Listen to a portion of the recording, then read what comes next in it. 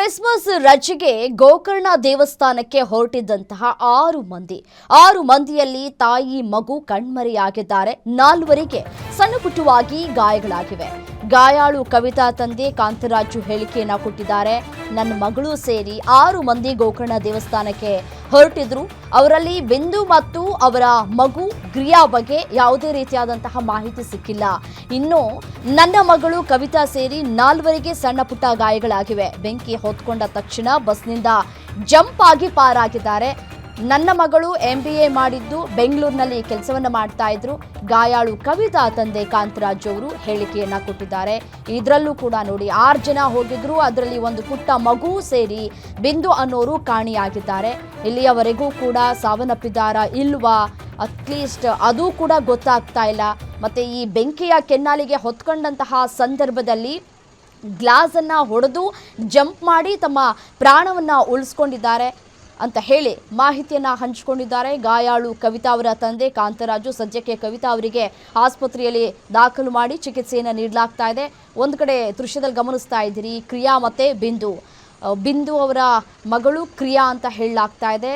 ಇಬ್ಬರೂ ಕೂಡ ಕಾಣೆಯಾಗಿದ್ದಾರೆ. ಇಬ್ಬರೂ ಕೂಡ ಸಿಕ್ಕಿಲ್ಲ. ಪುಟ್ಟ ಮಗು ಬೇರೆ. ಬಿಂದು ಅವರು ಕೂಡ ಕಾಂಟ್ಯಾಕ್ಟ್ಗೆ ಸಿಗ್ತಾ ಇಲ್ಲ. ಫೋನೆಲ್ಲ ಸ್ವಿಚ್ ಆಫ್ ಅಂತ ಬರ್ತಾ ಇದೆ. ಏನಾಗಿದೆ ಅನ್ನೋದು ಕೂಡ ನಮಗೂ ಗೊತ್ತಿಲ್ಲ, ನಾವು ಹುಡುಕಾಟವನ್ನು ಮಾಡ್ತಾ ಇದ್ದೀವಿ ಅಂತ ಹೇಳಿ ಗಾಯಾಳು ಕವಿತಾ ತಂದೆ ಹೇಳಿಕೆಯನ್ನ ಕೊಟ್ಟಿದ್ದಾರೆ ಕಾಂತರಾಜು. ಬೆಂಗಳೂರು ಮೆಜೆಸ್ಟಿಕ್ ಇಂದ ಗೋಕರ್ಣ ಯಾವ ವಿಚಾರ ಗೊತ್ತಿಲ್ಲ ರಾತ್ರಿ 3:30 ಯಾರೇನು ಹೋಗಿದ್ದು ಸರ್? ಮಗಳು ಕಸಿನ್ಸು ಫ್ರೆಂಡ್ ರಜಾ ಇತ್ತು ಅಂತ ಹೋಗಿದ್ದು ಸರ್? ರಜಾ ಇತ್ತು ಅಂತ ಗೋಕರ್ಣ ದೇವಸ್ಥಾನಕ್ಕೆ ಹೋಗಬೇಕು. ಒಂದು 6 ಜನ ಹೊಟ್ಟೆ ಹೋಗಿದ್ದು. 6 ಜನ ಹುಡುಗರು, ಒಂದು ಮಗು ಬಿಂದು ಇಲ್ಲ ಬಿಂದು ಮಗಳು ಕ್ರಿಯಾ ಸಿಕ್ಕಿಲ್ಲ ಮಾಹಿತಿ ಇಲ್ಲ. ಅವ್ರ ಬಗ್ಗೆ ಮಾಹಿತಿ ಇಲ್ಲ. ಎಲ್ಲರೂ ಸಣ್ಣ ಪುಟ್ಟ ಗಾಯ. ಬಸ್ಸಲ್ಲಿ ಜಂಪ್ ಮಾಡಿಕೊಂಡು ಸೇಫ್ ಆಗಿ. ಕವಿತಾ ಅವ್ರ ಕಂಡೀಷನ್ ಆಗಿದೆ ಸರ್. ಎಲ್ಲಿ ಬರ್ತಿದ್ದಾರೆ ಈಗ? ಅಲ್ಲಿ ದುರ್ಗದಲ್ಲಿ ಇದಾರ ಅಥವಾ ಬರ್ತಿದಾರ ಸರ್ ಬೆಂಗಳೂರಿಗೆ? ಬರ್ತಿದ್ದಾರೆ. ಏನು ಕೆಲಸ ಮಾಡ್ತಾರೆ ಅವರು? MBA ಮಾಡ್ಕೊಂಡಿದ್ರು ವಿಂಪ್ರೋಟೆಕ್ ಅಂತ ಮಾಡ್ತಾರೆ. 7:30 ಬೆಂಗಳೂರು ಮೆಜೆಸ್ಟಿಕ್ ಇಂದ ಗೋಕರ್ಣ ಯಾವ ವಿಚಾರ ಗೊತ್ತಿಲ್ಲ ಸರ್? ರಾತ್ರಿ 3:30 ಯಾರೇನು ಹೋಗಿದ್ದು ಸರ್? ಮಗಳು ಕಸಿನ್ಸು ಫ್ರೆಂಡ್ ರಜಾ ಇತ್ತು ಅಂತ ಹೋಗಿದ್ದು ಸರ್? ರಜಾ ಇತ್ತು ಅಂತ ಗೋಕರ್ಣ ದೇವಸ್ಥಾನಕ್ಕೆ ಹೋಗಬೇಕು. ಒಂದು 6 ಜನ ಹೊಟ್ಟೆ ಹೋಗಿದ್ದು. 6 ಜನ ಹುಡುಗರು, ಒಂದು ಮಗು ಬಿಂದು ಇಲ್ಲ ಬಿಂದು ಮಗಳು ಕ್ರಿಯಾ ಸಿಕ್ಕಿಲ್ಲ ಮಾಹಿತಿ ಇಲ್ಲ. ಅವ್ರ ಬಗ್ಗೆ ಮಾಹಿತಿ ಇಲ್ಲ. ಎಲ್ಲರೂ ಸಣ್ಣ ಪುಟ್ಟ ಗಾಯ. ಬಸ್ಸಲ್ಲಿ ಜಂಪ್ ಮಾಡಿಕೊಂಡು ಸೇಫ್ ಆಗಿ. ಕವಿತಾ ಅವ್ರ ಕಂಡೀಷನ್ ಆಗಿದೆ ಸರ್. ಎಲ್ಲಿ ಬರ್ತಿದ್ದಾರೆ ಈಗ? ಅಲ್ಲಿ ದುರ್ಗದಲ್ಲಿ ಇದಾರ ಅಥವಾ ಬರ್ತಿದಾರ ಸರ್ ಬೆಂಗಳೂರಿಗೆ? ಬರ್ತಿದ್ದಾರೆ. ಏನು ಕೆಲಸ ಮಾಡ್ತಾರೆ ಅವರು? MBA ಮಾಡ್ಕೊಂಡಿದ್ರು ವಿಂಪ್ರೋಟೆಕ್ ಅಂತ ಮಾಡ್ತಾರೆ. 7:30 ಬೆಂಗಳೂರು ಮೆಜೆಸ್ಟಿಕ್ ಇಂದ ಗೋಕರ್ಣ ಯಾವ ವಿಚಾರ ಗೊತ್ತಿಲ್ಲ ಸರ್? ರಾತ್ರಿ 3:30 ಯಾರೇನು ಹೋಗಿದ್ದು ಸರ್? ಮಗಳು ಕಸಿನ್ಸು ಫ್ರೆಂಡ್ ರಜಾ ಇತ್ತು ಅಂತ ಹೋಗಿದ್ದು ಸರ್? ರಜಾ ಇತ್ತು ಅಂತ ಗೋಕರ್ಣ ದೇವಸ್ಥಾನಕ್ಕೆ ಹೋಗಬೇಕು. ಒಂದು 6 ಜನ ಹೊಟ್ಟೆ ಹೋಗಿದ್ದು. 6 ಜನ ಹುಡುಗರು, ಒಂದು ಮಗು ಬಿಂದು ಇಲ್ಲ ಬಿಂದು ಮಗಳು ಕ್ರಿಯಾ ಸಿಕ್ಕಿಲ್ಲ ಮಾಹಿತಿ ಇಲ್ಲ. ಅವ್ರ ಬಗ್ಗೆ ಮಾಹಿತಿ ಇಲ್ಲ. ಎಲ್ಲರೂ ಇದೇ ವಿಚಾರಕ್ಕೆ ಸಂಬಂಧಪಟ್ಟಂತೆ ಮತ್ತಷ್ಟು ಡೀಟೇಲ್ಸ್ ಕೊಡ್ತಾ ಹೋಗ್ತಾರೆ senior crime reporter Ajay Kumar ನೇರ ಸಂಪರ್ಕದಲ್ಲಿ ಜಾಯಿನ್ ಆಗಿದ್ದಾರೆ. ಅಜಯ್, ಇಲ್ಲಿಯವರೆಗೂ ಒಟ್ಟು 3 ಮಿಸ್ಸಿಂಗ್ ಆಗಿದ್ದಾರೆ ಅನ್ನುವಂತಹ ಮಾಹಿತಿ ಸಿಗ್ತಾ ಇದೆ. ಅವರ ಬಗ್ಗೆ ಏನಾದರೂ ಮಾಹಿತಿ ಸಿಕ್ಕಿದೆಯಾ? ಯಾರ್ಯಾರು ಮಿಸ್ಸಿಂಗ್ ಆಗಿದ್ದಾರೆ ಅವ್ರ ಬಗ್ಗೆ ಕಂಪ್ಲೀಟ್ ಆಗಿ ಏನಾದರೂ ಡೀಟೇಲ್ಸ್ ಸಿಕ್ಕಿದೆಯಾ? ಈಗ ಎಷ್ಟು ಜನ ಸಾವನ್ನಪ್ಪಿದ್ದಾರೆ? ಅವರ ಬಾಡಿ ಐಡೆಂಟಿಫೈ ಮಾಡುವಂತಹ ಕೆಲಸ ಎಲ್ಲಿ ತನಕ ಬಂತು? ಡೀಟೇಲ್ಸ್ ಕೊಡ್ತಾ ಹೋಗೋದಾದ್ರೆ.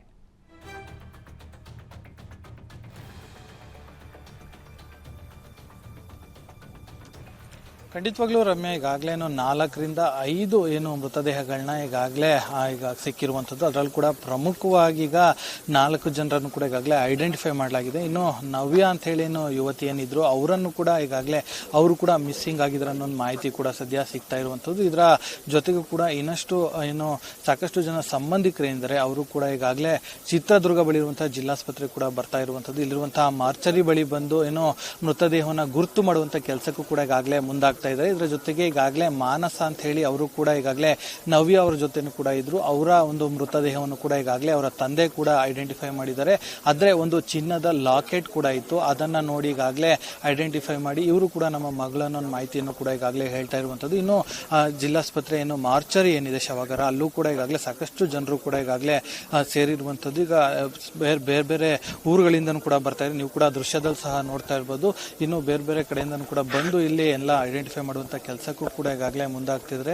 ಇನ್ನು SP ಇಲ್ಲೇ ಇದ್ದಾರೆ, ಮತ್ತು ಅದರ ಜೊತೆಗೆ ಪೊಲೀಸ್ ಇಲಾಖೆಯ ಹಿರಿಯ ಏನು ಅಧಿಕಾರಿಗಳು ಕೂಡ ಇಲ್ಲೇ ಇರುವಂಥದ್ದು. ಇನ್ನು ಸಾಕಷ್ಟು ದಿನಗಳಿಂದನೂ ಕೂಡ ಏನು ಈ ರೀತಿಯಾದಂಥ ಒಂದು ಘಟನೆ ಆಗಬಾರ್ದಿತ್ತು ಅಂತಲೂ ಕೂಡ ಈಗಾಗಲೇ ಕೆಲವೊಬ್ರು ಕೂಡ ಈಗಾಗಲೇ ಹೇಳ್ತಿರುವಂಥದ್ದು. ಇದರ ಜೊತೆಗೆ ಈಗಾಗಲೇ ಗೋವಿಂದ ಕಾರಜೋಳ ಅಂದರೆ ಅವರು ಕೂಡ ಈಗಾಗಲೇ ಸ್ಥಳಕ್ಕೆ ಭೇಟಿಯನ್ನು ಕೊಟ್ಟಿದ್ರು, ಅವರು ಕೂಡ ಈಗಾಗಲೇ ಪರಿಶೀಲನೆ ಸಹ ಮಾಡಿದ್ರು, ಅವರು ಕೂಡ ಈಗಾಗಲೇ ಮಾತಾಡ್ಕೊಂಡು ಕೂಡ ಹೋಗಿದ್ದಾರೆ. ಇನ್ನು ಹೈವೇಯಲ್ಲಿ ಒಂದು 20ರಿಂದ 25 ಕಿಲೋಮೀಟರ್ ಏನಿದೆ ಅಲ್ಲೂ ಕೂಡ ಒಂದು ಪ್ಯಾಟ್ರೋಲಿಂಗ್ ವ್ಯವಸ್ಥೆಯನ್ನು ಮಾಡಬೇಕು, ಇನ್ನು ಈ ಮುಂದಿನ ದಿನಗಳಲ್ಲಿ ಈ ರೀತಿಯಾಗಿ ಆಗದಂತೆ ನೋಡ್ಕೊಳ್ಬೇಕು ಅಂತಲೂ ಕೂಡ ಪೊಲೀಸರಿಗೆ ಕೆಲವೊಂದು ಸೂಚನೆಗಳನ್ನು ಕೂಡ ಈಗಾಗಲೇ ಕೊಟ್ಟಿರುವಂಥದ್ದು. ಇನ್ನು ಸಾಕಷ್ಟು ವಿಚಾರಗಳು ಕೂಡ ಈಗ ಇನ್ನೂ ಹೊರಗೆ ಬರಬೇಕಿದೆ, ಇನ್ನೂ ಸಾಕಷ್ಟು ಜನರ ಮೃತದೇಹಗಳನ್ನ ಐಡೆಂಟಿಫೈ ಮಾಡಬೇಕಾಗಿದೆ. ಸೊ ಈಗ ಆ ಒಂದು ನಿಟ್ಟಿನಲ್ಲೂ ಕೂಡ ಈಗಾಗಲೇ ಕೆಲಸವನ್ನು ಕೂಡ ಮುಂದುವರಿಸಿದ್ದಾರೆ. ಯಾಕಂದರೆ ಸಂಪೂರ್ಣವಾಗಿ ಬಾಡಿ ಏನು ಗುರುತೇ ಸಿಗದೇ ಇರೋ ರೀತಿಯಾಗಿ ಆಗಿರೋದ್ರಿಂದಾಗಿ ಮೃತದೇಹವನ್ನು ಕಂಡುಹಿಡಿಯೋದಕ್ಕೂ ಕೂಡ ಸಾಕಷ್ಟು ಕಷ್ಟ ಆಗ್ತಾ ಇರುವಂಥದ್ದು. ಆ ಒಂದು ನಿಟ್ಟಿನಲ್ಲೂ ಕೂಡ ಈಗಾಗಲೇ ಎಲ್ಲ ರೀತಿಯಾದಂಥ ಏನು ಸಿದ್ಧತೆಯನ್ನು ಕೂಡ ಈಗಾಗಲೇ ಮಾಡಲಾಗ್ತಿರುವಂಥದ್ದು. ಇನ್ನು ಈಗ ಸದ್ಯಕ್ಕೆ ಈಗಾಗಲೇ 4ರಿಂದ 5 ಮೃತದೇಹಗಳು ಕೂಡ ಈಗಾಗಲೇ ಬಹುತೇಕವಾಗಿ ಕನ್ಫರ್ಮ್ ಆಗಿದೆ.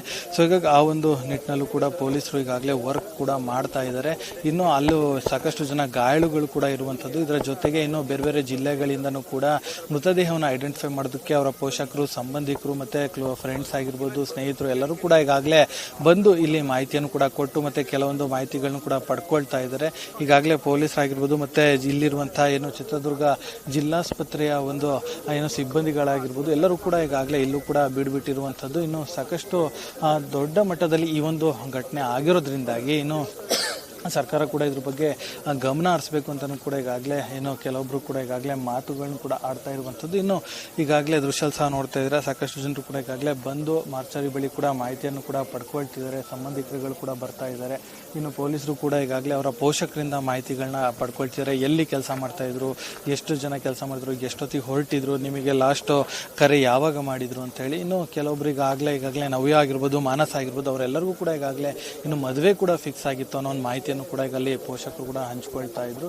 ಸೊ ಹಾಗಾಗಿ ಆ ಒಂದು ವಿಚಾರಕ್ಕೆ ಸಂಬಂಧಪಟ್ಟಂತೆ ಕೂಡ ಈಗಾಗಲೇ ಇಲ್ಲೂ ಕೂಡ ಕೆಲವೊಬ್ರು ಕೂಡ ಮಾತನಾಡ್ತಿದ್ದಾರೆ. ಈ ರೀತಿಯಾದಂಥ ದುರಿತ ಇನ್ನೊಂದು ರೀತಿ ರಾಜ್ಯದಲ್ಲಿ ನಡಿಬಾರ್ದು ಅಂತಲೂ ಕೂಡ ಈಗಾಗಲೇ ಹೇಳಲಾಗ್ತಿರುವಂಥದ್ದು. ಸದ್ಯಕ್ಕೆ ಈಗಾಗಲೇ 4ರಿಂದ 5 ಮೃತದೇಹಗಳ ಏನು ಐಡೆಂಟಿಫಿಕೇಶನ್ ಆಗಿದೆ, ಇನ್ನೂ ಸಾಕಷ್ಟು ಆಗಬೇಕಾಗಿರುವಂಥದ್ದು. ಯಾಕಂದರೆ ಕೆಲವೊಬ್ರಿಗಾಗಲೇ ಗೊತ್ತಾಗ್ತಾ ಇಲ್ಲ ಇಂಥವ್ರು ಅಂತೇಳಿ, ಕೆಲವೊಬ್ರು ಮಿಸ್ಸಿಂಗ್ ಅಂತಲೂ ಕೂಡ ಹೇಳಲಾಗ್ತಿರುವಂಥದ್ದು. ಸೊ ಹೀಗಾಗಿ ಏನು ಇದು ಇವತ್ತಿನ ಸಂಜೆ ಒಳಗಾಗಿ ಬಹುತೇಕ ಎಲ್ಲರಿಗೂ ಕೂಡ ಇನ್ನು ಮೃತದೇಹವನ್ನು ತಲುಪಿಸುವಂಥ ಕೆಲಸಕ್ಕೂ ಕೂಡ ಈಗಾಗಲೇ ಇಲ್ಲಿನ ಜಿಲ್ಲಾಡಳಿತ ಜೊತೆಗೆ ಪೊಲೀಸ್ ಅಧಿಕಾರಿಗಳು ಕೂಡ ಏನು ಮಾಡ್ತಾ ಇದ್ದಾರೆ ಆ ಒಂದು ಕೆಲಸವನ್ನು ಅಂತಲೇ ಹೇಳ್ಬೋದು ರಮ್ಯಾ. ಓಕೆ, ಥ್ಯಾಂಕ್ ಯು ತಮ್ಮೆಲ್ಲ ಮಾಹಿತಿಗಾಗಿ ಅಜಯ್.